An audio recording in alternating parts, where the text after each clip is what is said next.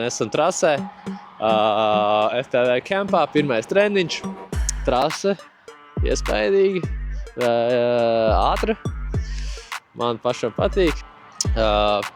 Jā, liels vējš ārā, bet saulīt spīdēja, viss skaisti, iemetīsim vēl atkārtojumu ar mūsu lidojumu.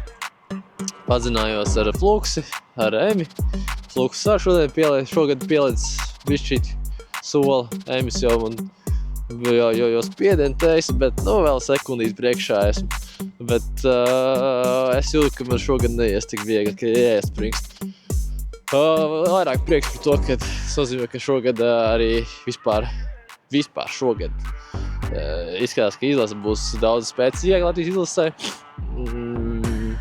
Vairāk posmi, 4 posmi Latvijā, brauks uz 2 posmu FA kausā pa pasauli. Un tad beigās uz Ķīnu labākie.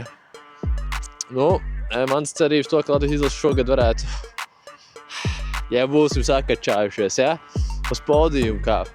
Ir laiks pienācis atkal uz podiumu kāpt. Un trasa šodien bija ātra, man patika, iznīcināja 2 kājas. Un antena, kā jau pienākās sezona atklāšanā, bija aizmirsis jau kā labot dronus. Tādā ziņā, ka ir puslaikiem pat labojot, bet pēc tam aizgāja uzstādīja ap laiku, 14 sekundes. Nē, 14. Beidzot, un augstajos, protams, bet Emis arī 15. tika iesvīst. FPV Camps, like, subscribe, follow, sekojiet augšiem treniņiem, brauciet uz treniņiem.